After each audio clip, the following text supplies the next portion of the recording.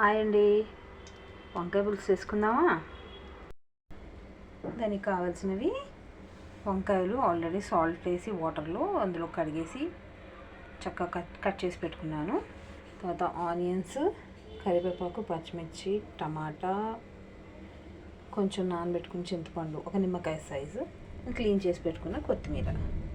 నేనైతే వంకాయని ముందు కొంచెం ఫ్రై చేసుకుంటున్నానండి. ఆయిల్లో కొంచెం సాల్ట్ వేసేసి వంకాయని లైట్గా ఫ్రై చేసుకొని పక్కన పెట్టుకున్నాం. దానివల్ల టేస్ట్ బాగుంటుంది. కొద్దిగా పసుపు కూడా వేసేస్తున్నాను. ఇలా మగ్గితే సరిపోతుందండి. తీసేసుకుందాం. ఇప్పుడు తర్వాత ఇందులో పోపు వేసుకుందాం. తాలింపుకి జీలకర్ర, ఆవాలు, ఎండుమిర్చి, కొంచెం మెంతులు. తాలింపు వేసుకున్నాక కొంచెం చిప్పట్లు ఆడితే సరిపోతుంది. ఆవాలు చిప్పట్లంటే సరిపోతుంది. అందులో మనం ఉల్లిపాయ వేసేసుకున్నాం. ఉల్లిపాయ కూడా వేసేసుకున్నానండి. ఉల్లిపాయ కాస్త దోరగా వేగినాక అందులో మనం పచ్చిమిర్చి, కరివేపాకు, టమాటా వేసేసుకుందాం. కొద్దిగా అల్లం, పసుపు వేసుకున్నాను.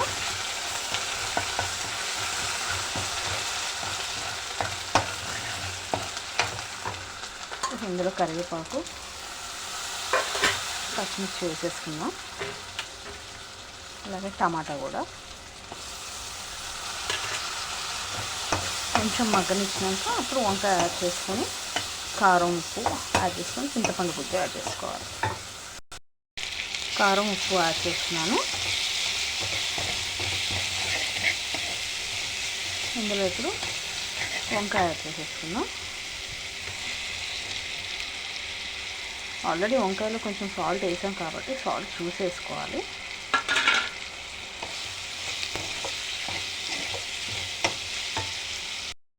చింతపండు పులుసు వేసేసుకుంటున్నానండి.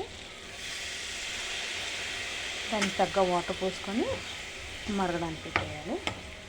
ఒక 5 నిమిషంలో అయిపోతుంది.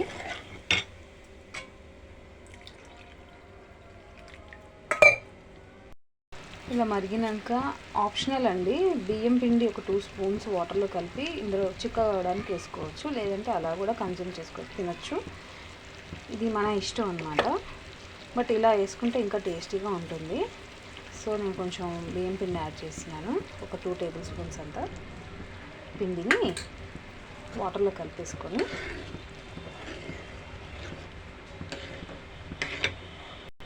చేసేసుకొని కొత్తిమీర వేసుకుంటే సరిపోతుందండి. అంతేనండి, మన వంకాయ పులుసు రెడీ అయిపోయింది. వేడివేడి అన్నంలో అలా తింటే భలే ఉంటుంది. Thank you, bye.